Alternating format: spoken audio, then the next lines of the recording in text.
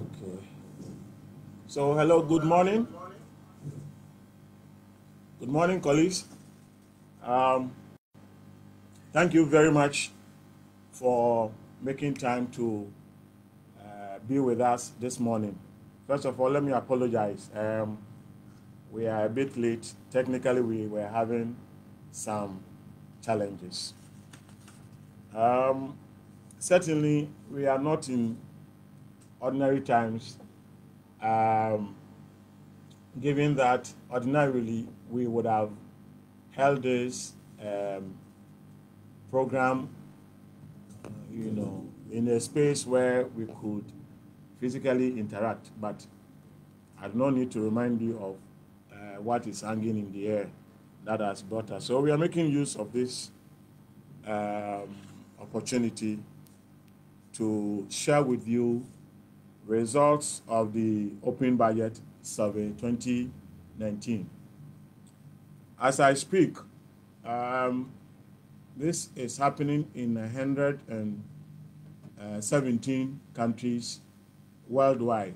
Depending on their time location, our colleagues in Asia have already launched their report. And today, we in Ghana, we are also sharing our report with you. The next slide there. The Open Budget Survey draws inspiration from the Open Governance Partnership. In 2011, those of you who are familiar with this subject, Ghana signed on to the Open Governance Partnership, and one of the key commitments that the country made was to make budget documents available and accessible to citizens. This is as a background anyway. And so by signing on to this partnership, Ghana, or the government of Ghana, agreed to produce a set of documents in a very timely manner and on platforms that citizens can easily access. And these timelines are globally defined and accepted. So certainly if Ghana wants to be seen to be opening up governance, and for which reason it makes commitment to provide budget information, it has to do it not according to its own pace, but according to internationally agreed time.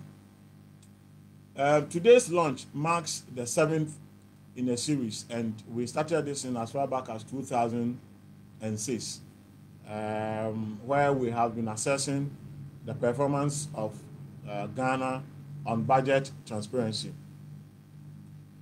Ghana has not performed poorly, but has been slow in progress towards attaining its own target of 67. And I will explain why we say that we haven't performed poorly, but our progress towards getting 100% or getting somewhere close to those high performers have been much slower.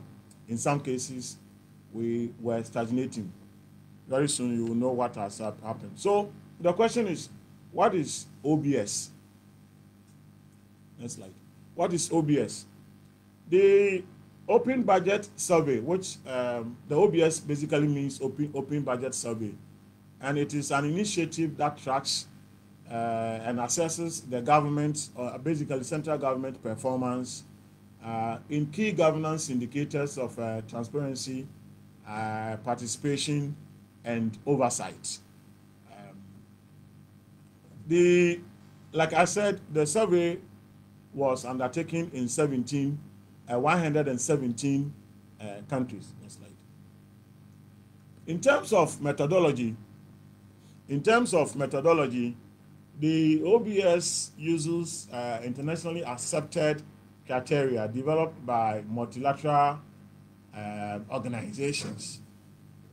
And basically, it assesses 8 key budget documents that, by focusing on the availability of those 8 key budget documents, comprehensiveness of the budget document, and timeliness, with which those documents are released. Let me also add that we also measure the usefulness of the document to the general public. Basically, if we produce document and we do not provide it timely to the citizens, it will not make sense for the citizens in terms of how they use the information. And so we would expect that government provide the 8 key budget documents and provide them in a comprehensive manner that makes sense to citizens, and also citizens get it on time to be able to take part and hold government accountable throughout the various cycles of the budget process. The survey basically is based on a questionnaire that is completed in each country. And so in the case of Ghana, Sun Ghana led that effort. And my colleague here, Sandra, was the one who was actually doing the main work. The draft responses to each country's questionnaire are then independently reviewed. Basically, when we get the answers or the information, the evidence, the document, all the things that we need to make the assessment, there is an anonymous reviewer whom we do not even know, who is an expert in the area of budget and public financial management, who will review it, because we have been engaging, the system has been engaging such a person or such persons for such a long time that they know in and out of our public management, public financial management architecture. The 2019 survey, which we are discussing now, considered document availability only when the document is published online. Even some countries may have produced some document, but if you did not put it online for citizens to access, we assume that that information is not available to the citizens. My mic is off? Can't you hear me? You can't hear me? I hope, can everybody hear me?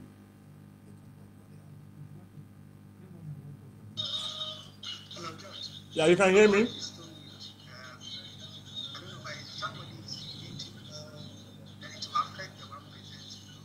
So I think you're saying that somebody is muting or? Okay, thank you very much. Okay, I hope that it's fine. Is it fine? Is it fine now? Can you hear me now?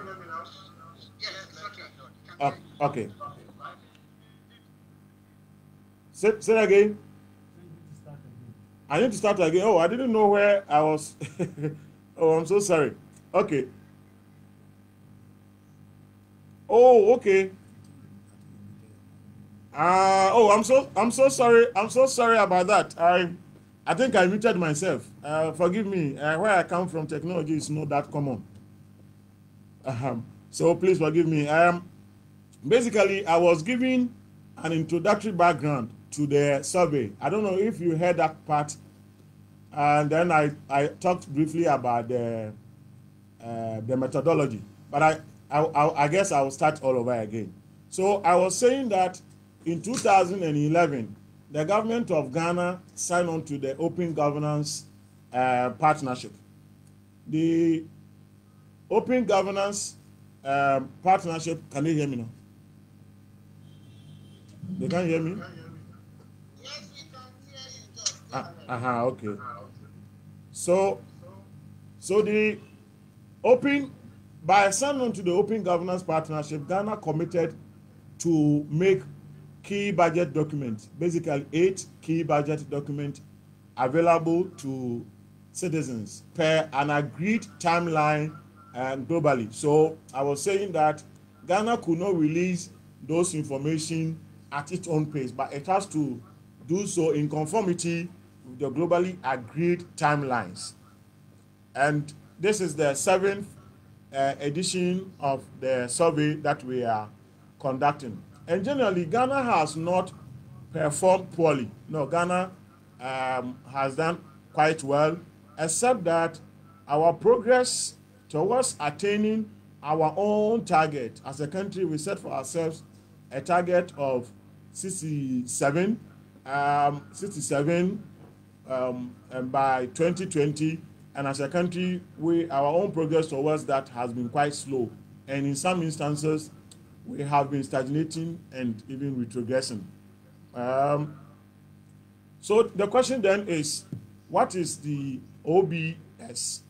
OBS simply means Open Budget Survey, developed on the basis of a set of indicators that we call the Open Budget Indicators. These are a little over 100 set of indicators that we use to assess government in 117 countries globally. As we speak, there is, there are country level launch of the report. So those of our friends in Asia may have already completed their launch because they are 8 hours or 5 hours, depending on where they find themselves. So this is the time that we are doing ours. So in terms of methodology, the OBS, uses an internationally accepted criteria that was developed by multilateral organizations. So OECD, IMF, World Bank, etc.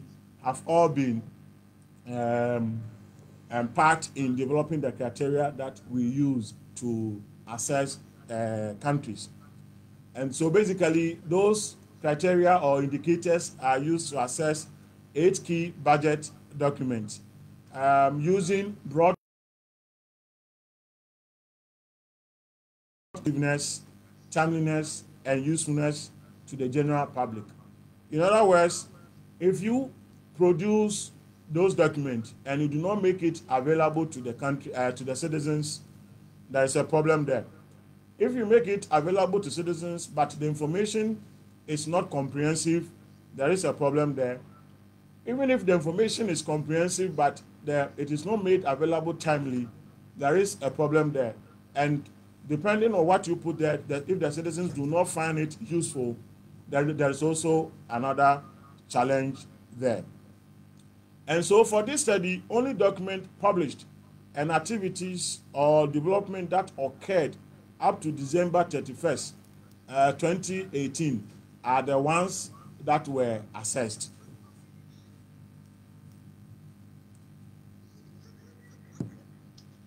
The survey, can I ask you all to mute your microphone? I can hear some giggles coming from some other corner. So if you are not ready to speak, you can mute your microphone first. Also, if you look at your the chat panel, there is a place where you can ask questions or comment. So if you want to ask questions, you can post your questions there, and we'll be happy to answer them as and when I finish the presentation. So to continue on the methodology, so a questionnaire was developed based on the indicators, and in Ghana, Ghana, and my colleague Sandra has been the one leading our work on that. Once we get draft responses based on the use of the tools, we then get an anonymous reviewer who is an expert in the area of public financial management and having worked on the budget before to do an assessment of the information that we gather. And then for 2019, the one that we are doing, we only considered document to be available only when that document is online. So if a government produces information, budget information, and does not put it online, they lose some marks there. And I will explain when we come to the main issue. So basically, as I've said, 3 broad areas. The first one is budget, the issue of budget transparency. In other words, how open is the budget, the open budget index. How open is the budget? And this basically measures the, in measuring the transparency, we use 109 indicators to assess the availability, comprehensiveness, and timely publication online of the 8th budget document. So on budget transparency, Ghana scores 54 out of 100. Ghana scores 54 out of 100. This score, basically indicates that government provides information, but the information that government provides is limited to a greater extent. So we don't get full marks for providing comprehensive information in the 8th budget document.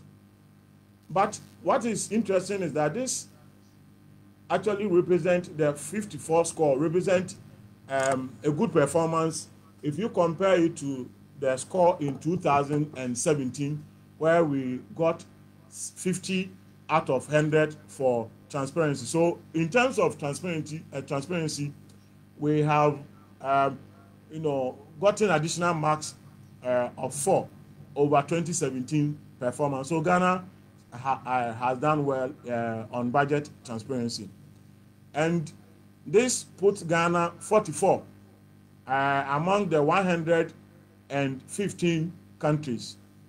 And in West Africa, we are the champions. We lead in terms of budget openness. And so when you compare when you see the chart on your screen, now will show how Ghana's transparency compares with our West African neighbors. So like I said, the global average is 45 for transparency. So you see that Ghana, we are 9 percentage points above the global average, which is good, which means that we are doing better than other countries. When we compare our performance to countries like Sierra Leone is doing 30, Liberia is doing 38, Sierra Leone is doing 39, Liberia 38, Sao Tome 24, our big brother Nigeria is doing 21, Equatorial Guinea 5, and Gambia 4. So in West Africa, as I have said, we are better on transparency in the budget. Our budget is much more open, basically. Then the question is, how has the transparency score for Ghana changed over time? We have projected another chart on your screen. If you look at the screen critically, you notice that actually what we say is an improvement is not new, because as far back as 2010, Ghana scored a similar mark. Actually, 2010 we got 54. Then 2012 we came down to 50. We went up a notch by 1 percentage point to 55 in 2015, came down in 2017, and we have gone back to 2010 position of 54. So the question is that how come that within 10 years we seem to be going up and down, basically staying at the same point in terms of transparency? This is something that we can interrogate in the interaction. Then the next slide shows the 8 key documents that I made reference to, and these key documents are what we call the pre-budget statement. The pre-budget statement is supposed to be a document that sets out the macroeconomic framework, if you like, the major thinking, the key information that is guiding government in making key budget decisions. And per international standard, this document is supposed to be produced and made available to the public. Ghana, if you look at the 2019 score, we have highlighted yellow. Yellow means that it is published, but it's either late or not published online or produced for internal use only. The reason why Ghana score is not green or 100% for the pre-budget statement is because even though we produce it, but it is for the consumption of only cabinet or the technocrat at the Ministry of Finance. In other words, it is not made available to the citizens, so we don't get to score the full marks on that. Apart from that, we score full marks on the other 7 key documents. The document being the executive budget proposal, the normal budget that the ministry always reads in November, the enacted budget when it is passed by Parliament, it becomes enacted budget. Then the citizens' budget, the Ministry of Finance always produces that by reducing the big, technically, what do you call it, communicated budget to a very simple, sometimes in pictorial form to citizens for them to easily identify themselves with the budget, understand, and use it as a means of holding government accountable. In-year report, mid-year report, end-year report, and audit report. We have done work consistently over the years, except that in-year report last year, we were not publishing in-year report. This year, there is an improvement in that because this year, in 2019, government were putting those in-year report on the online and in timely manner. So the question is, if you ask the question of how comprehensive is the budget, we talk about comprehensiveness of the budget document when you go, if you like, you go into details to discuss some issues such as, for example, if you take the pre-budget statement, for example, what is happening is that the information or that document discloses the broad parameters of fiscal policy in advance of the executive's budget proposal. It then outlines the governance, economic forecast, anticipated revenue, expenditure, and debt, etc. The only reason why, so if you look at the comprehensiveness, it is good and it scores. So we are doing well on that. But the only reason why we didn't score the 100, as I've explained, is that it is for basically internal use only. And if I take the executive budget, for example, in terms of the comprehensiveness, we score 53. And basically, the executive budget, it's submitted by the executive to Parliament for approval. It details the sources of revenue, the allocation to ministries, proposed policy changes, and other information important for understanding the country's fiscal situation. So, if you look at the others, enacted budget, for example, 56, citizens, but we can make available the details to you so that, we will send them after this meeting to you per your emails that we have. And if you don't have your email and you want to have details of the report, please, you can flag it there on the chat room, and we will pick it up and send you the details so that you can read it to appreciate that. But on the comprehensiveness, the citizens' budget is 50%. In-year report is very detailed, 74%. Mid-year report is 70%. End-year report is 52%. Audit report is 71%.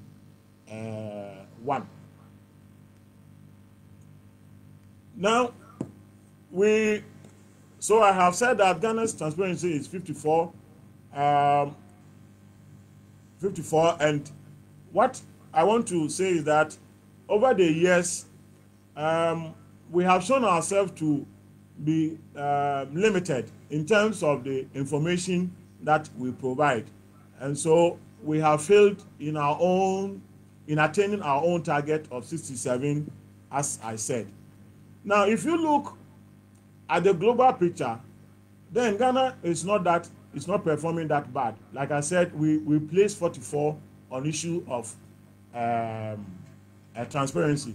And so if you look at the chart on your there's a chart coming up. There's a chart coming up. Yeah, that shows how some other countries are performing. If you look at the first bar, I am in my I'm color blind, so I look at it as, is it how do you call that one? It looks like chocolate. Yeah. The first one, you notice that about 20 countries are not providing any key budget information at all. Another 30 are providing insufficient information. The yellow one, 36, limited information, is where Ghana find ourselves because we are not providing enough. So, I mean, we have the two cohorts, we are better than them, but you look at the extreme right of the chart, there are countries that are providing extensive information in timely manner. About 8 countries, 6 countries, actually 6 countries are doing that, and then 25 countries are doing substantial provision of information. We can at least aim to get to the 25 in future. So what has changed in the OBS, that is in terms of transparency? So unlike 2017, Ghana increased the availability of budget information by publishing, as I said, the in-year report. This is really what changed our score from 50 to 54, from 2017 50 to 2019 54. It's because we produce the in-year report timely online for citizens to access. The other point is that the audit report also shows some progress. So if you look at the chart now, 2017, we scored 0 on in-year report, but you see that in 2019 that jumped to as high as 74. So that is a game changer when you make one document, in-year report available timely to the public. Then you realize that the audit report has also seen improvement from 62 to 71. But if you compare the improvement to that of the in-year report, you see the in-year report was quite a huge leap as compared to the audit report. Yet, at least we've seen signs of progress in how these entities make their information very detailed. The next set of indicators are drawn from public participation. Basically, here we do an assessment of the degree to which government provides opportunity for citizens to engage in the budget process. Basically, these opportunities are expected to be provided throughout the entire budget cycle. So from the executive, legislature, and the Supreme Audit Institution, basically from planning the budget to enacting it and then executing it and auditing the performance of the budget. The citizens are supposed to be part of that. But those of you who are listening to me this morning, you and I will bear witness to the fact that citizens do not engage in all of these phases or all of the cycles of the budget. So transparency alone is insufficient for improving governance unless there is inclusive public participation. That is very important for achieving positive outcomes associated with greater transparency. So on issue of public participation in the budget, we scored 15 out of 100.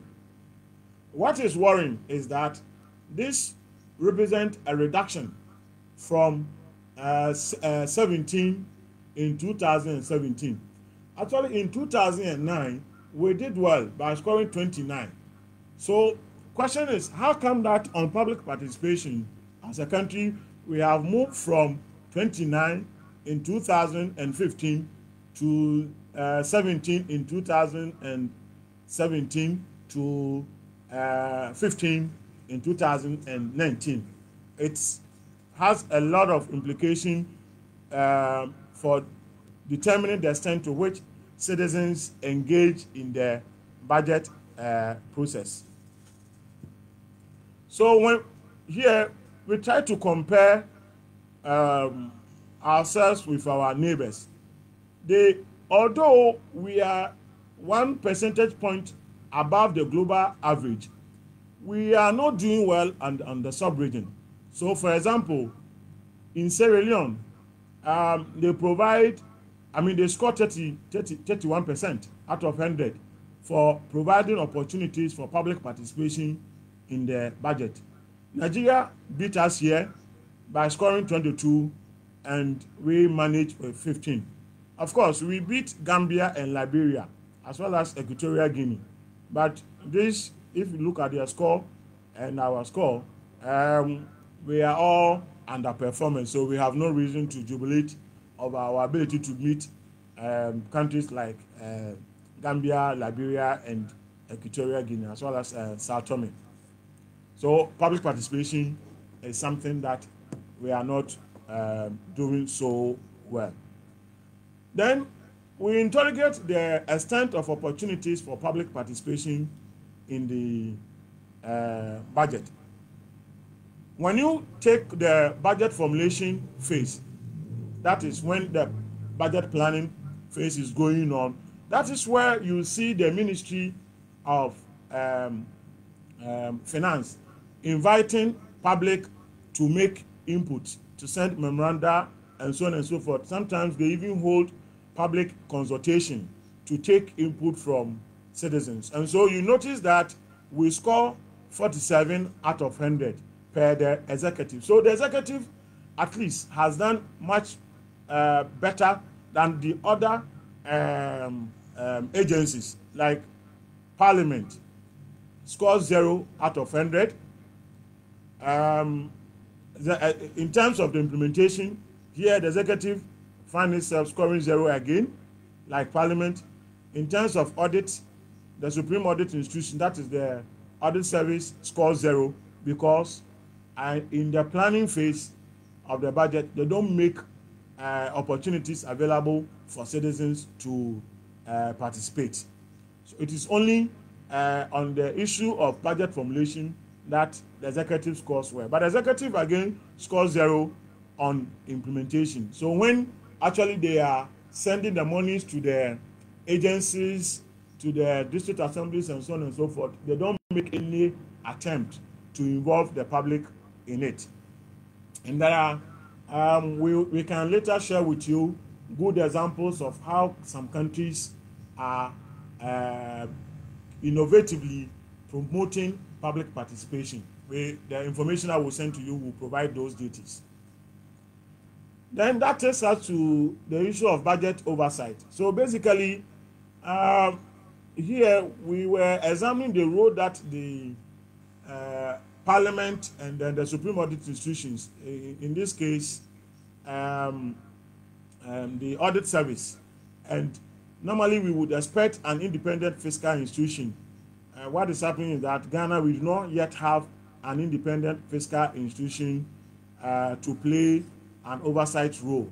So in Ghana, we only looked at legislature and the Supreme Audit Institutions, it being the Supreme Audit Institution being the Ghana Audit Service.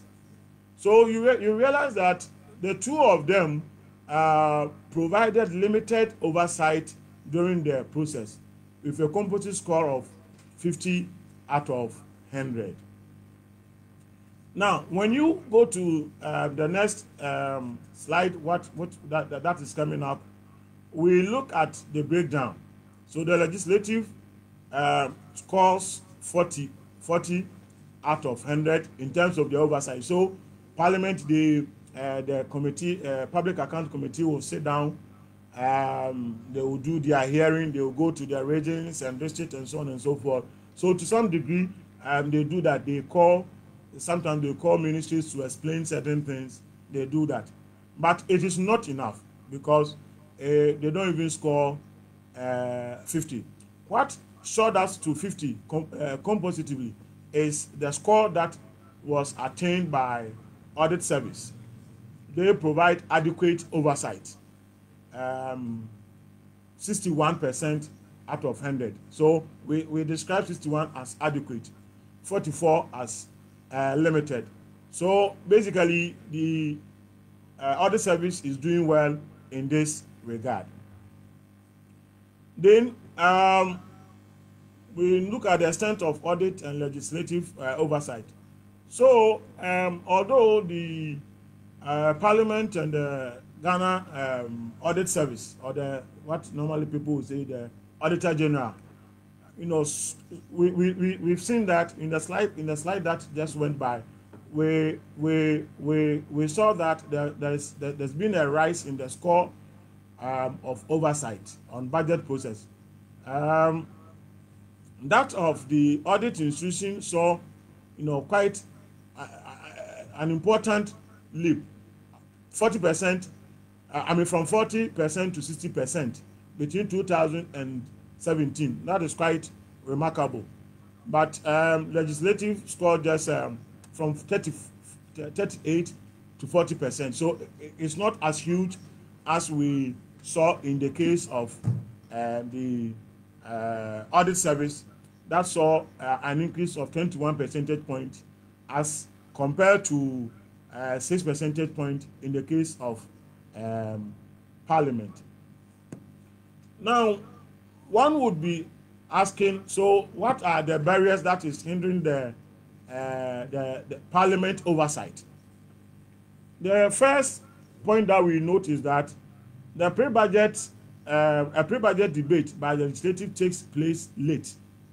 In other words, globally, you would expect that there should be a pre-budget debate anchored on the executive, what do you call it, the pre-budget statement. So when the pre-budget statement comes, Parliament will even start, conventionally, the practice that Parliament will debate before the budget is brought before them. But in our case, even if it happens, the debate is lumped together with the main debate on the budget. So instead of having two debates, one before the budget is read, you only have one debate when the budget is read, and so that is that falls short of the global, globally accepted timeline when that happens. Then the executive budget proposal is also not provided to Parliament in time. Here the law, I think Ghana, we need to look at our law, because our law says that by the second week of November, the budget should be made available. When you do that, often they produce it and they read the budget on 14th, 15th, 16th, thereabout. They try to meet that 2-week timeline. When you do that, it doesn't give you 2 months. It doesn't give the legislature 2 months. It gives them barely, it gives us 1.5 months for us to start spending. And the spending year begins from January 1st. So per the international standard, you would expect that it should go at least October ending or 1st November, so that we have 2 months to deal with the budget before we start spending. So we fall short by 2 weeks over there, and that doesn't give us the full marks. Then the last point is that Parliament does not examine and publish reports on the analysis of the budget that the executive brings to them. So when the Minister of Finance presents the budget to Parliament, they don't examine, they don't produce report And those reports, even they produce them, they are for their own use. They don't make those reports available on Parliament's website. So you cannot find any report issued by Parliament on the budget on their website, and that in itself affects the extent to which Parliament opened itself up for citizens to participate in the in the budget process. That will enhance their as it were oversight responsibility. Colleagues, this is the main issue, but this year, we did something which is a departure from what we have been doing over the years. We tried to look at the sectors, but we piloted only one sector. As if we knew what was going to happen, we settled on the health sector to look at the extent to which the health sector budget, lent itself to the principles of budget openness. And so we looked at the health sector, and it is really important that we did that. And just because many people have begun asking questions about how civil society is tracking COVID-19 funds, how are we holding government accountable, and so on and so forth.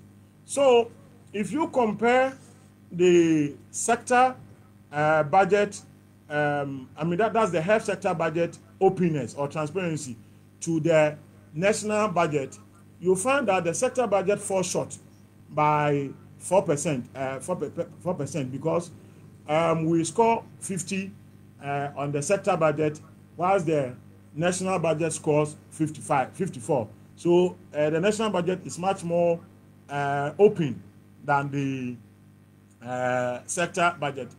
This means that information on health sector specific budget is limited, far more limited than the national budget. So although we say that the national budget information is limited, but the sector budget, the health sector budget, is much more limited in scope than the national budget. And a major factor for low public participation is limited access to budget information. If people do not have relevant and comprehensive budget information, certainly they cannot make any meaningful engagement, or they cannot undertake any meaningful engagement in the budget process. And this basically has a bearing on the total score on public participation, which I've already said was 15. So if even the ministries were being proactive in engaging citizens on their own budget, that will help Ghana improve on its score, because those would have provided opportunities for citizens to engage in the budget process. Then the health sector budget model again, reveals that substantial budget documents are not posted on central government website. When you go to the Ministry of Health website, you may not find relevant budget document. They only put other documents other than budget.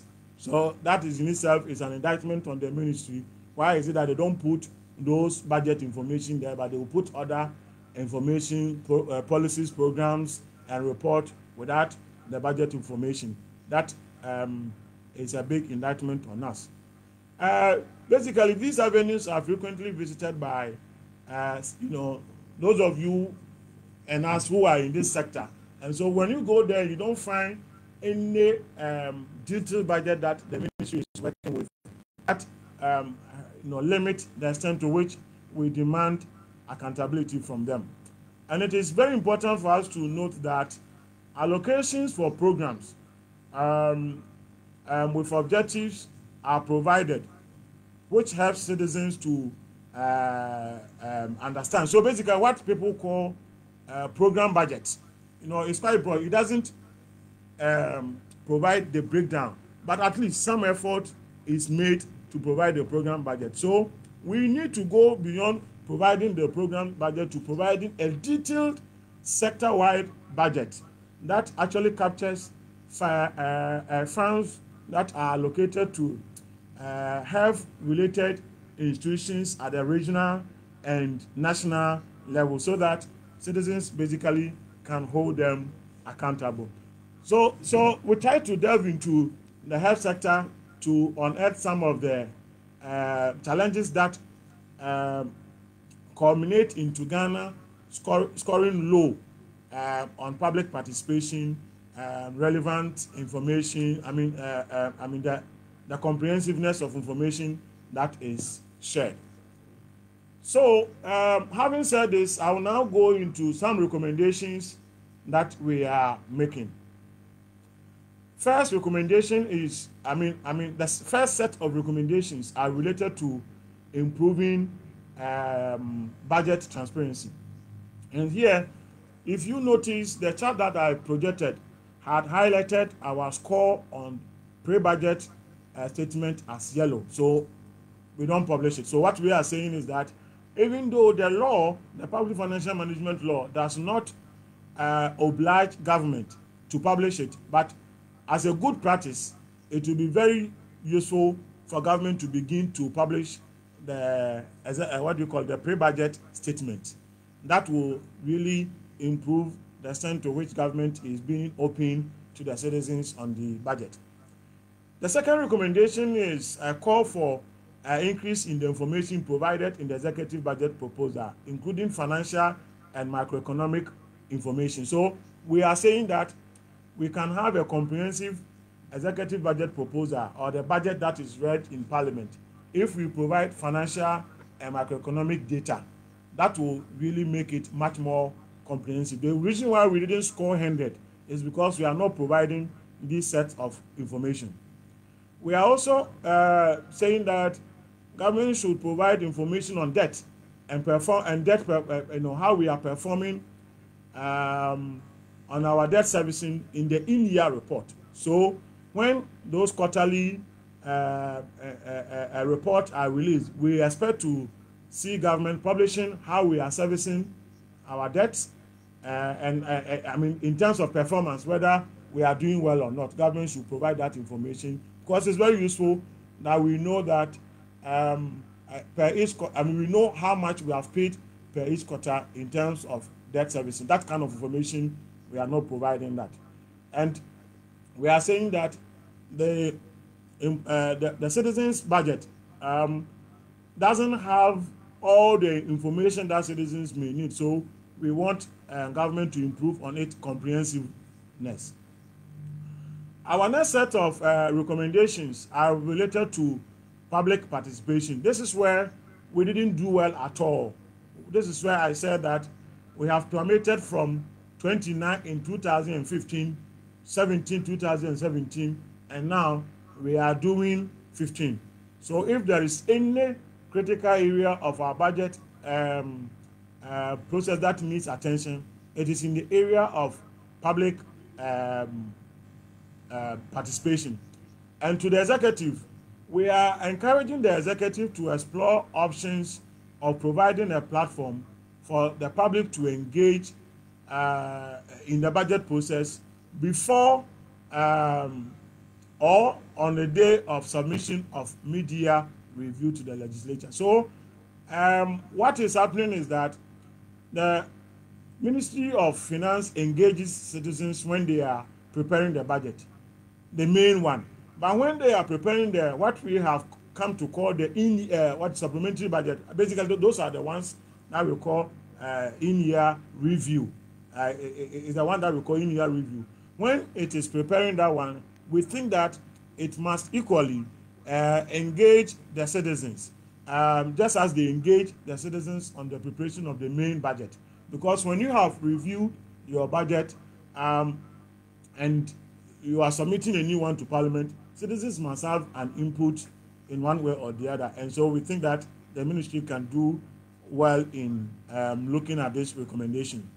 We also encourage the ministry to pilot mechanisms to monitor budget implementation and provide feedback mechanisms.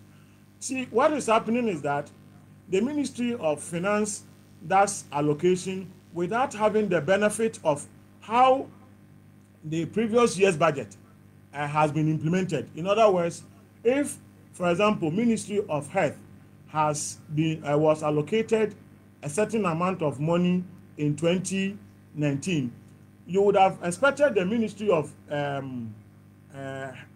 Finance to base their decision to allocate them some money in 2020 based on some feedback that they have had on the initial allocation. So if you don't know whether they have used it where they have used, or money are still sitting in their account, or they have not used it, they have not applied it properly, or they have mislocated it or misapplied it, you don't go ahead and give them additional money. So in other words, we don't say you don't pour water into basket, especially if you don't know whether the holes in the basket are sealed. So we think that they need to find ways of getting that feedback from the agencies and ministries, departments and agencies, so that when they are making a decision to give a seal, it is guided by the performance of that particular state institution. At the moment, it is more of arbitrary kind of decision that is made to provide sealings to some of these, or it is more informed by what they want to do rather than what has been done that should warrant or justify increment or not. To Parliament, we have two sets of recommendations. We think that the Parliament should allow the public or civil society organizations to testify during hearings on the budget proposal prior to its approval. So when the budget is read and they are doing the sector hearings, I think that Parliament will have to be proactive to invite citizens and civil society actors working in budget, public financial management, to give account or to tell their own story, so that it will guide Parliament in decisions as to how the approval should go, or whether some work will need to be done. So Parliament should be very proactive in encouraging citizens to be part of that process. The same goes for when they are doing hearings on audit report. That is when Public Accounts Committee sit. Elsewhere, Public Accounts of Parliament take steps to listen to citizens. In other words, citizens to bear witness. So, for example, if the Auditor General has cited an entity as having not provided a particular service, can we get the citizens who are supposed to get that service to come and testify that actually they didn't get it, or they got it but it wasn't as was expected? This Parliament will do itself a lot of service if it allow their citizens, selected, even if it's selected few, to be part of that process to provide testimonies. This Parliament can do by working with civil society, who can mobilize citizens' opinion, or can facilitate citizens to be part of that hearing process. And to audit service, which we call the Supreme Audit Institution, we are encouraging audit service to establish formal mechanisms for public to assist them in formulating its audit program.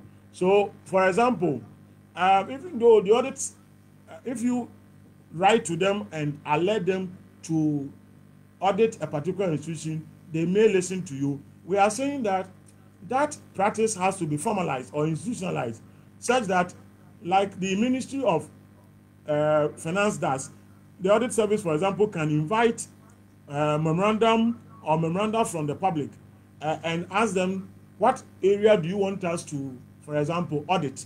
And you and I know that sometimes we hear a lot of stuff that we would want audit service to investigate. So we are saying that they must establish, or they should look at the possibility of institutionalizing that, so that every year they will invite the public to make submission into their program. So then public can suggest what to audit and what not.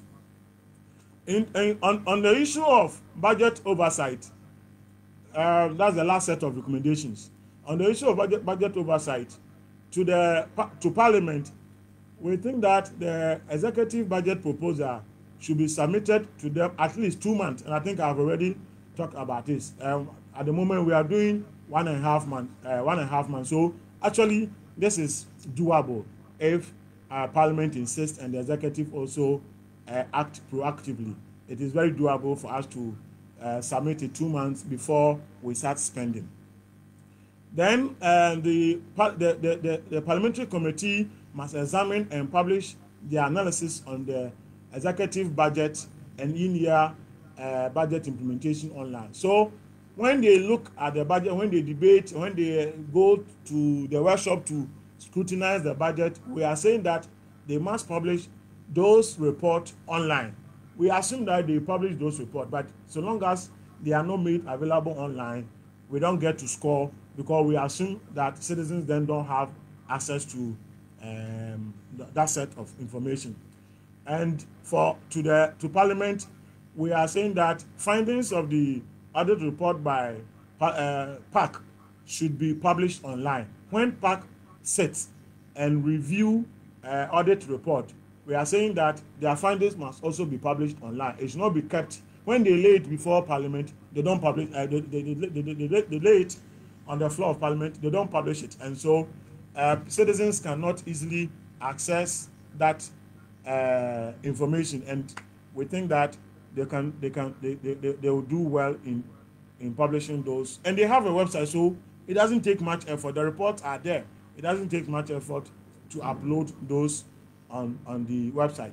To the audit service, they require legislative or judicial approval to appoint head of the Ghana Audit Service. We want them to also ensure that audit processes are reviewed by an independent agency. So their own processes. Can we begin to subject audit service processes to independent institutions, so that we can at least convince ourselves that they are going by the standard set for institutions like Supreme Audit institutions? So they will need to begin to find ways of getting independent people to assess their own processes and make that information available to public. This will help them to correct it if there are some inadequacies in their processes. And if you recall, there have been occasions where they have been taken to court or people have challenged them. Maybe that is coming up because they have not subjected their own processes to independent assessment that provide them independent feedback in a way that will help them to improve on their own processes. So that will be very helpful for them to consider. It is also recommended that Ghana should take the issue of establishing independent fiscal institution, and the operative word is independent fiscal institution, which will complement Parliament and audit service work as supreme audit institutions that exercise oversight responsibility over on the budget. Then on the last set of recommendations, that is on improving the sector budget, this is basically going to Ministry of Health. We think that the Ministry of Health should begin, and probably it goes to all the other ministries, since we are likely to extend the model to other ministries in our future surveys. We would want to take advantage of this to call upon all other ministries to take a cue from the inadequacies in Ministry of Health, for them to begin to provide comprehensive information on sector budgets in order to encourage citizens to participate in the budget process.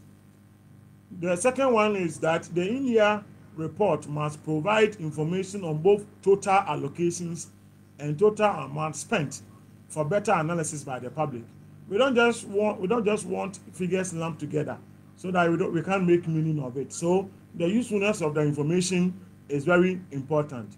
And finally, sub-national budget document should be posted on a related central government website. So, for example, on the Ministry of Health website, we expect to see all the health budget of the various health-related or agencies that are under the Ministry of Health. So The health directorate in my district at Bosumtwi, for example, is expected to upload their budget so that it will be relevant to the citizens in Bosumtwi who want to hold that health institution or the health directorate accountable. They can easily get that information from the website, and this goes to all other state institutions. So in conclusion, we said that Ghana has again scored 54 on the open budget index for the second time. In 2010, we scored 54. So this is the second time that we are scoring 54. But of course, we know that Ghana is noted as one of Africa's promising countries, making remarkable strides in transparency and a gradual rise in public participation until its recent dip. So we were doing well until 2017 when we started coming down in terms of public participation. This has relegated the country from a first position on the sub-region to a third position after Nigeria in terms of public participation. I know that some Nigerians are listening to us, so they will be happy to jubilate over this. But remember, in terms of the other ones, we scored better. But we don't take it kindly that we have lost our position, our first position in the sub-region. There is then the need for all the three wings to initiate, the three wings being Parliament, the Executive, and then the Ghana Audit Service, that is the Supreme Audit Institution.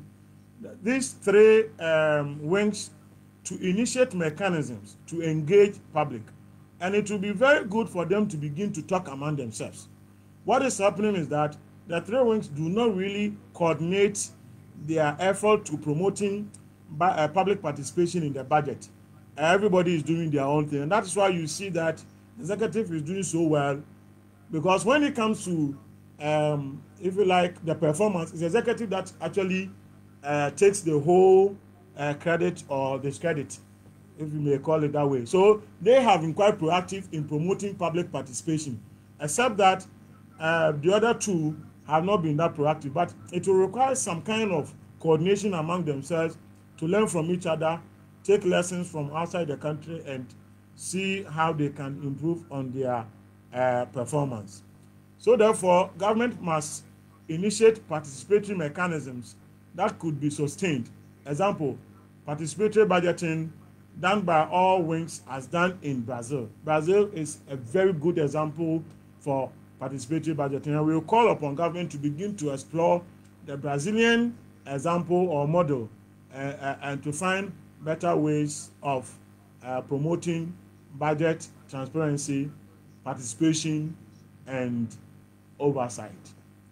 Thank you very much.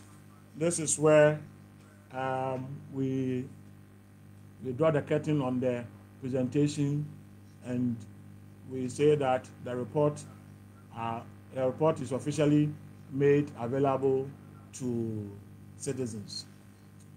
At this point, we can take questions from you, our distinguished audience. Is there anything on the chat? Okay. So if you want to speak, please indicate your name, your organization, and ask us the question. Thank you very much.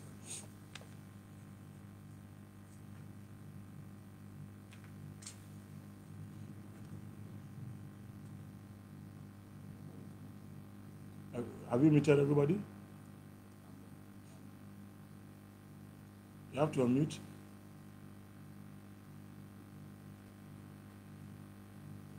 Yeah. Hello?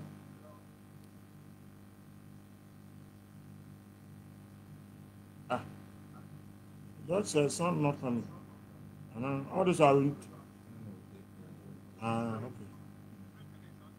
Okay.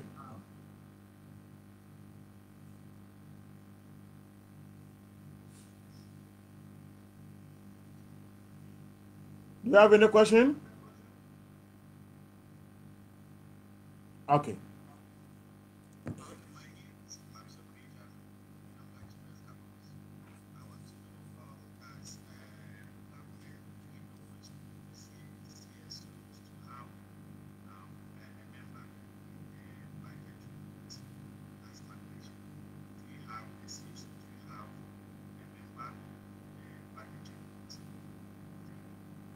Okay, thank you very much.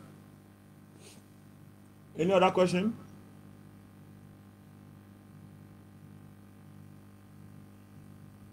Well, I am not aware that there is a budget document, a budget committee at the Ministry of Finance. There is rather a budget unit headed by, there is a head of budget unit. Basically, they are technocrats. They are technocrats, and that we, in terms of the criteria or indicators, there is nowhere that is part of the accepted standard of measure for that. So I don't think that in terms of civil society representation, we need it there. We can achieve that representation if we improve on mechanisms for participation by the various, by the three wings that I talked about. That's what I would think normally, that once they improve on it, and you see, the development of this budget is so technical. People are paid to do it, so you don't want to also do somebody's work for them. The only point of us influencing it is through participation and the mechanisms that, if we implement them well, we will still be able to achieve the objectives of participation, that is influencing the decision making in favor of what we consider to be our priorities. That's what I would say.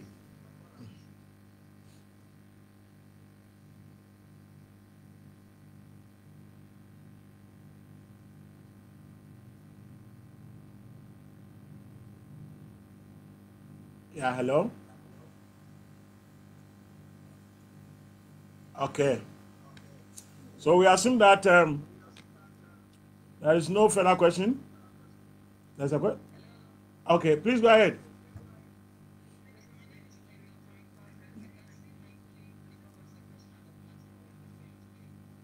Oh, okay. Amen. Please, can you check for me and read it out? And did you come across value for money audit in the evaluation process? It is indirect. You realize that in the executive budget, one of the things that we said the executive doesn't do is to have a mechanism to get feedback. That feedback can come from a situation where either they do a value for audit, or they develop a mechanism to take on value for money audit that is done by civil society, the academia, and so on and so forth. At the moment, there are no mechanisms to do that. The only value for audit that they do is often in relation to contract. That is at the execution phase, but that is what Parliament does, and that is not among some of the indicators we looked at. So we don't look at whether they do value for audit necessarily, but it's a derived thing that they can do. If those things are done, then the ministry can take the feedback in determining the allocation or the ceilings for a particular entity that may have found itself not to have used money in a way that guarantees value. So we don't look at it directly, but it is assumed that once the ministry positions itself to take feedback, then those who are providing the feedback will use such information to tell the ministry on how entities are performing on the ground. I don't know if that clarifies it, Jacob. There is also another question that says a pre-budget role for the audit. It's the same thing. Okay.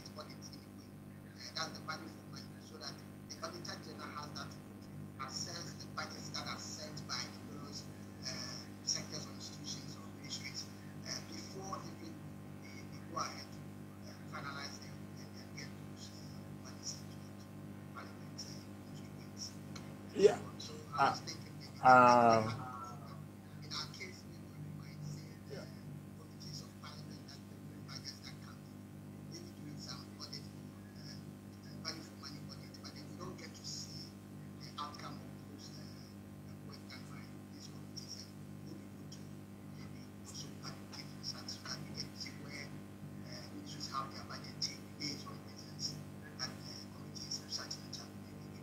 Thank you. Okay. Thank you very much, Jacob. The little comment I will make on that is that, you see, in the work of the Auditor General, they will certainly ask those questions. Whether a particular project had a value for money analysis done, and so on and so forth. So they will do that audit. But it is not, you see, we are concerned about how open the process is, how citizens are influencing the work of the audit service, and so on and so forth. It's not really about the technical things that they do. So what you are talking about is how the audit service must do their work. We don't interrogate that detail. The one, and this we did in the 117 countries. So we use the same one. So, and the UK one that you cite may not be part of the open budget survey. In the open budget survey, we didn't consider that. So the UK one is a good practice in terms of what the audit service does, and so the audit service can do so many other things. But in the case of the open budget survey, that is not one of the indicators that we measure. Okay, hello, George. Yes, please. This is Mary. I'm a little curious. I just wanted to know. I was rather thinking in the area of participation, Ghana would have scored more.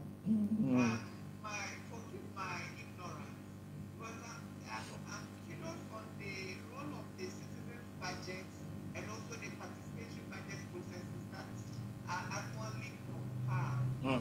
What are the linkages and synergies to this index that is calculated? Okay. Because I was thinking it has one purpose to ensure inclusiveness and participation. So if you could educate us. So, Can I add my question to George? yes, please. Okay, so my name is Achimon, Plant Created Association. Thank you for the presentation.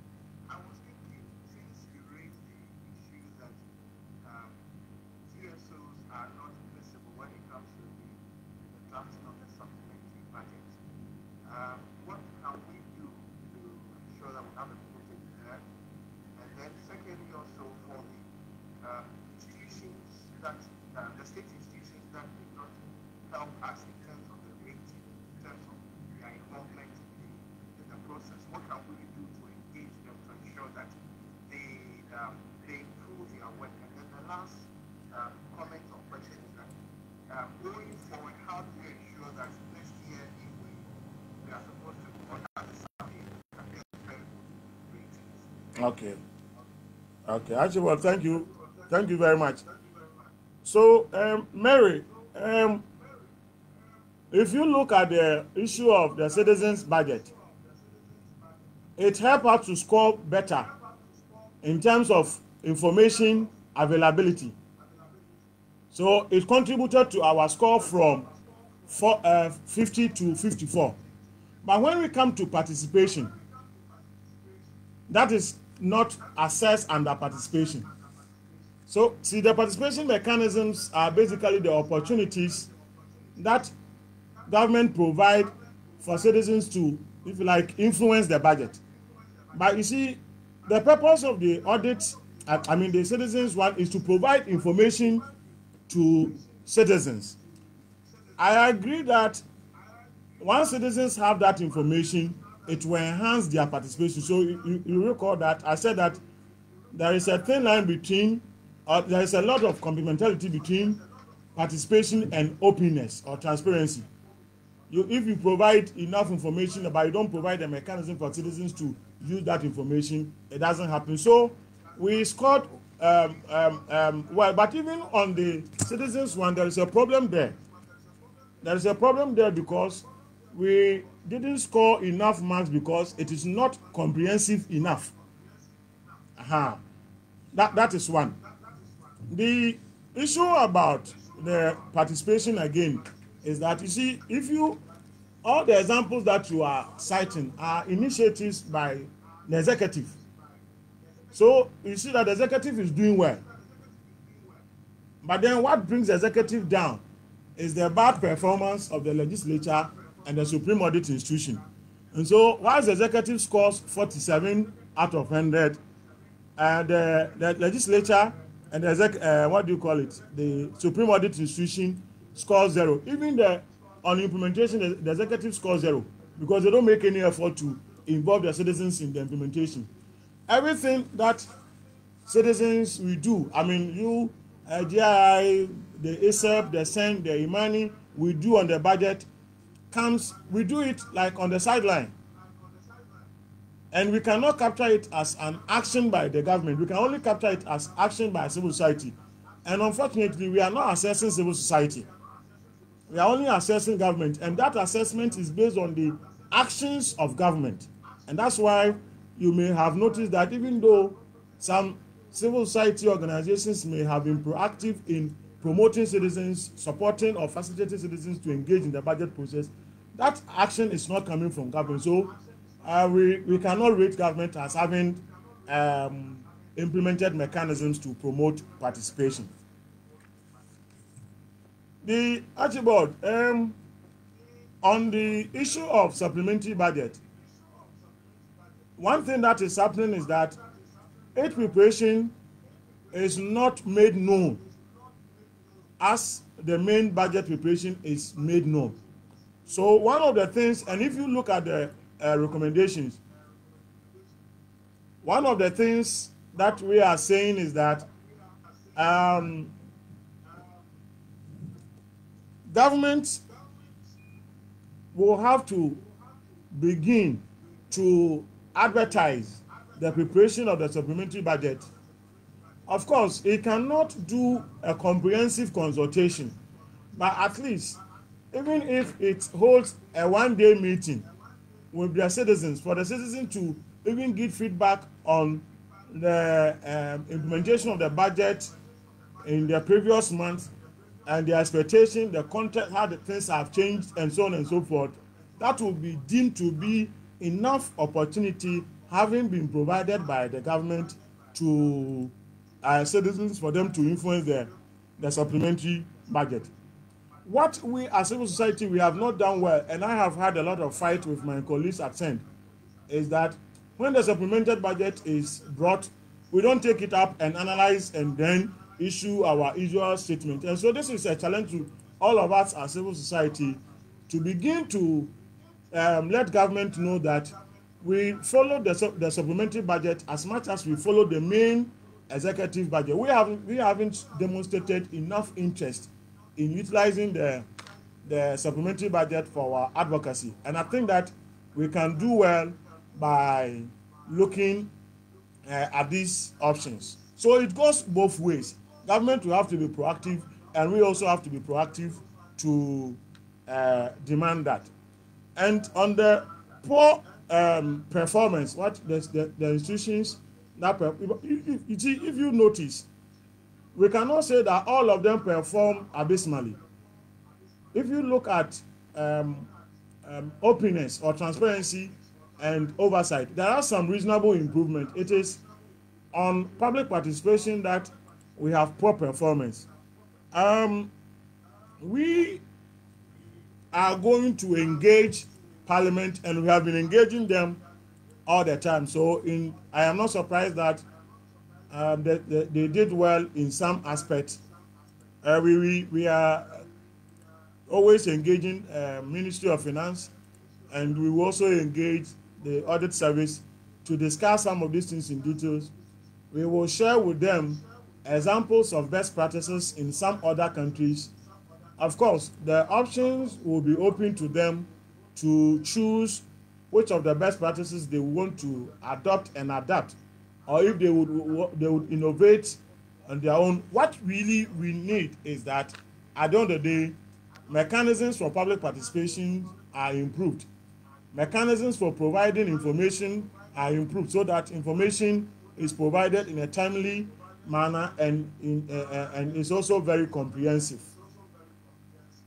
In terms of the next, how we can do well next year, what actually we intend to do is that we don't want to make this an event, but a continuous process of engagement with the ministry, parliament, and the audit service, where we'll be reminding ourselves of what we need to do. I remember last year we even brought experts from Washington to dialogue with the ministry, to provide some technical advice on how they can improve on some of the things. These are all some of the options that are open to us. So you know that if you follow our work, we work on the budget every day, and so we will continue to engage these entities, and we will be serializing the findings throughout the year to encourage them to be proactive, to implement innovative mechanisms to improve on performance in the 3 areas that we assess them.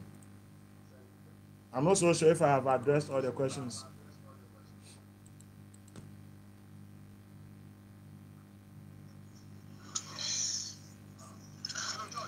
Yes, sir. Yes, I have a question. Mm-hmm. Okay. I heard you mention the fact that we perform badly as compared to Nigeria when it comes to public participation.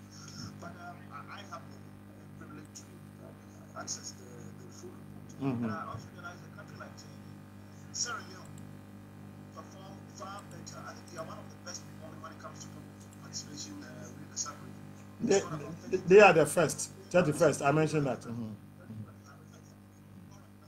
So, are there any particular practices? And I'm most interested in the demand side. What is it that citizen groups are doing to enhance their own participation? Because as you know, freedom to never be, you have to fight them.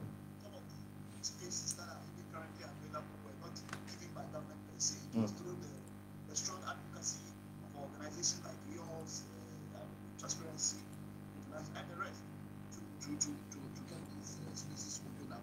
So, are there anything that they are doing that we can learn from them?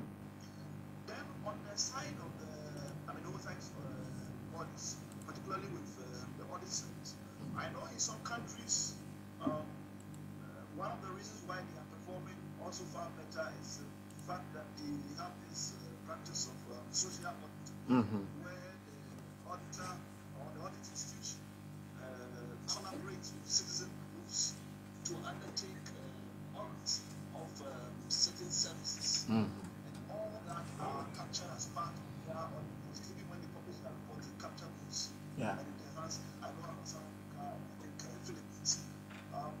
Is there a way we can also push for similar initiatives here to improve the level of citizens' engagement with the Supreme Audit Institution? Thank you. Thank you. Thank you very much. You see, Sierra Leone's score is largely supply driven. It's the action by the executive, parliament, and the Supreme Audit Institution.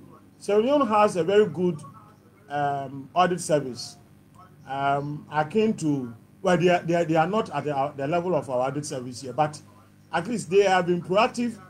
The audit service, for example, they have a PR or a communication officer who would go to radio stations, engage citizens. He is on social media providing information to citizens. So Sierra Leone is doing something that we are not yet doing. I am not so sure if our audit service has a PR unit or a communication unit that is constantly engaging the citizens. Of course, I must commend the current Auditor General because he has been open to citizens.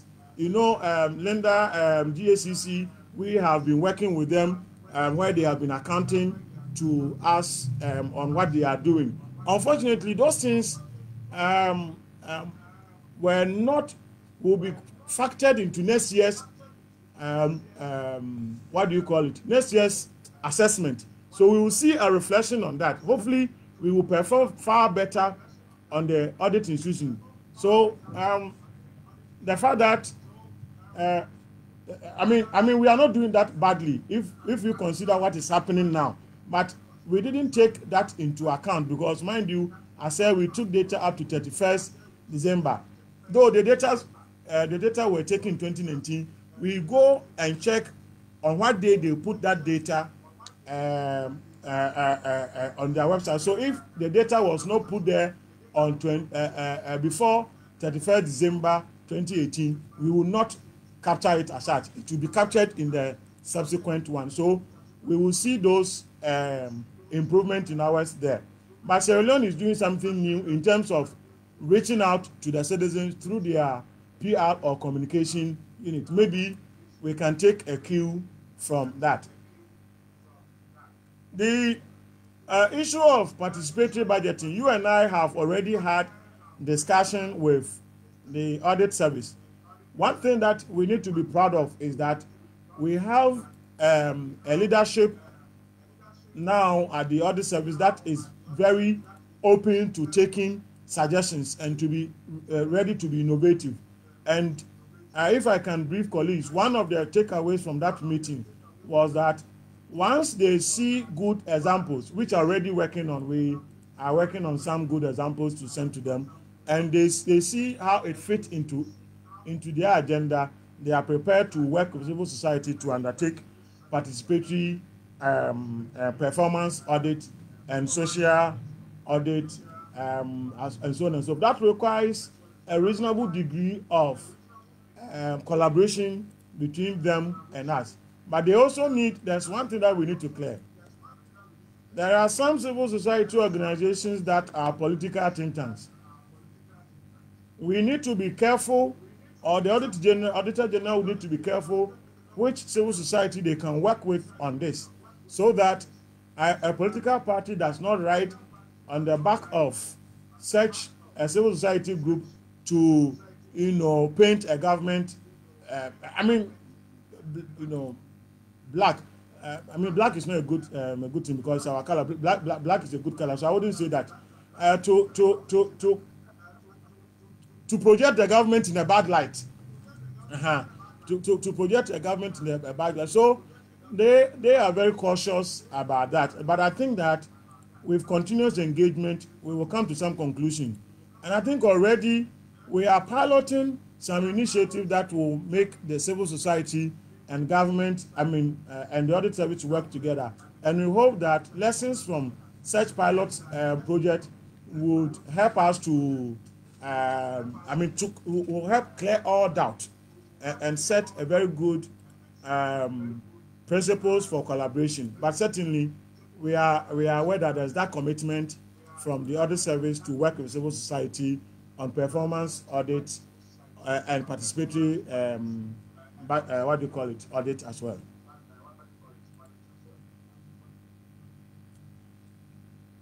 Have I answered all the questions? Yeah. Okay, so we have 5 minutes more. We can take 1 or 2 questions, then we wrap up.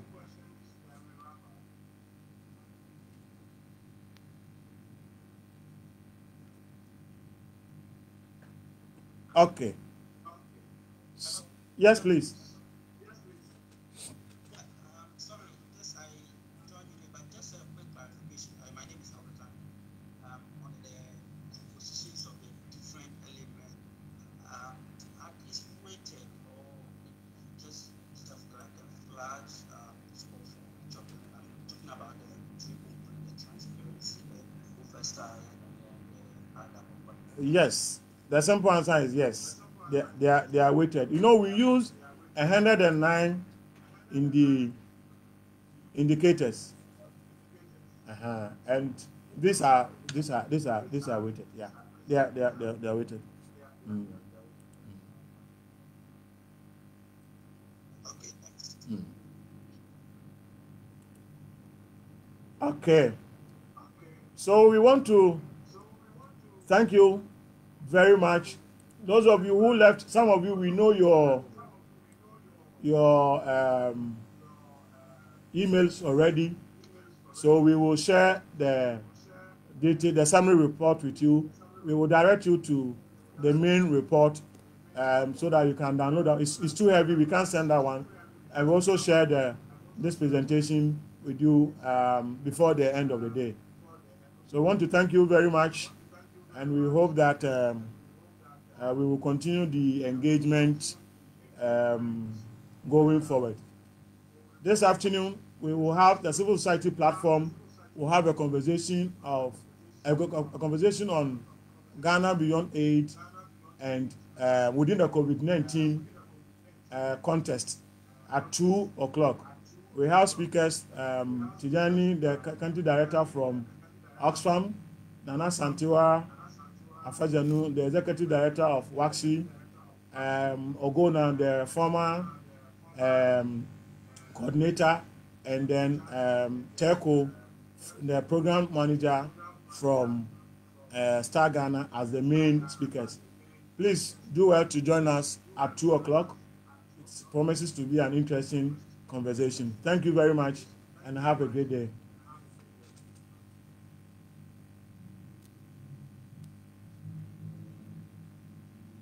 Okay. So you can end it. Thank you. Were there questions from Facebook? I saw only 2 people there. Maybe you need to stop this Facebook one.